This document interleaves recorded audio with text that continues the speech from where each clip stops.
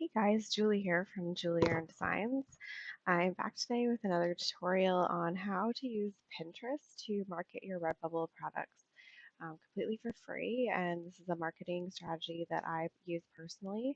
And I can tell from my analytics that people are clicking through to my Redbubble and my other print on demand sites as well through Pinterest.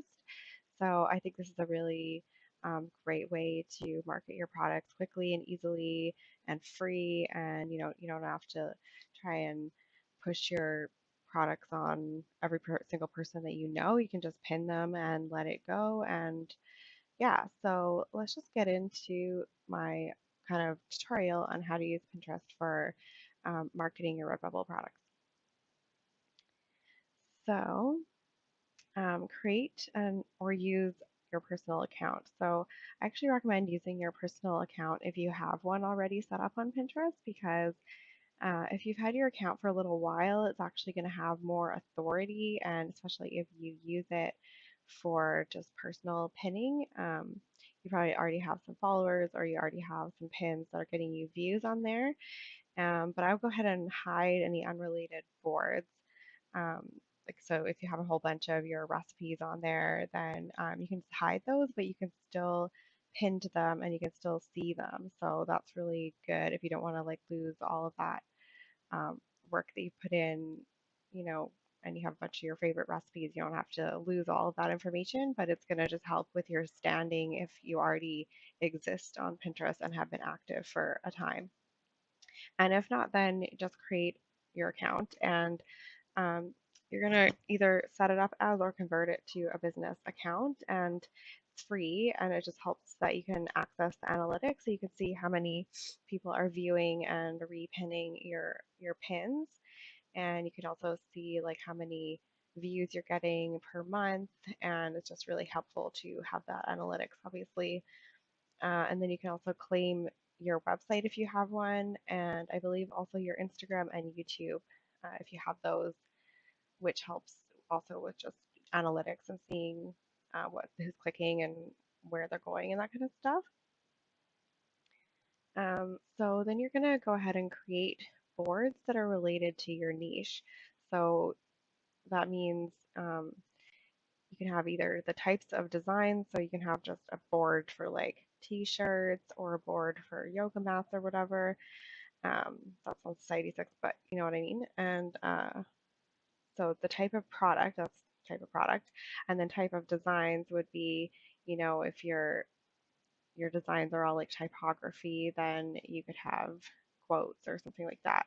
Um, art style, so if you're like a watercolor painter, then you'd have boards related to just watercolor or like landscape painting or something like that. Um, yeah, that's also art medium.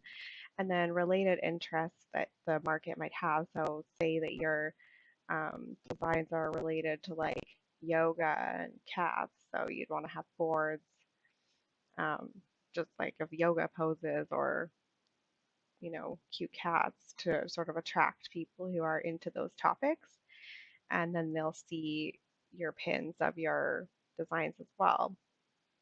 And that also goes with the target market as well. So just think about things that the people who might want to buy your products, what kind of things they're interested in as well, and then you can attract them that way.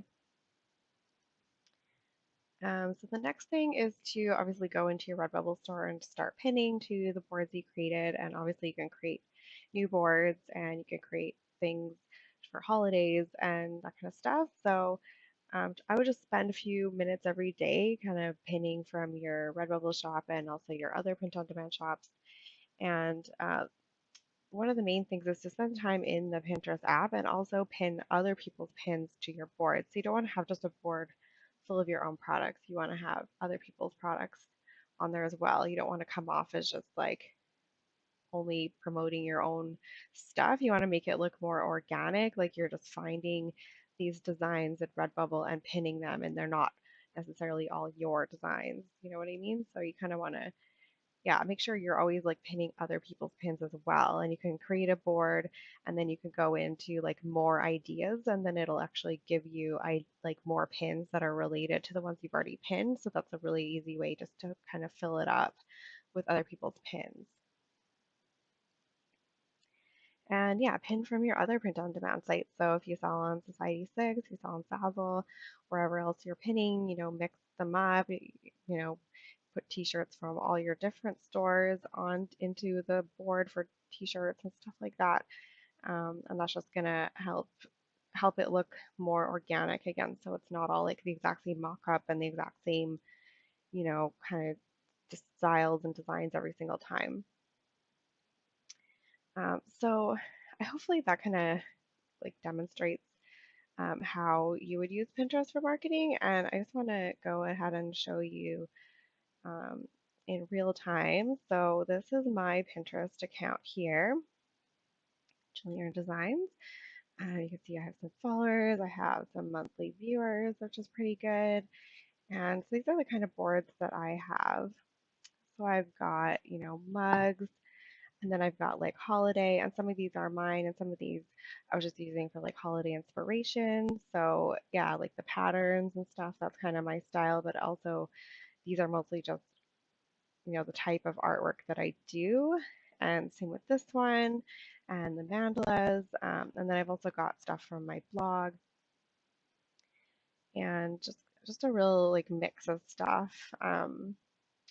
DIY, and then you can see these ones here. I have the little lock on them. These are my hidden boards, but I can still go in and look at all these boards and pin to them.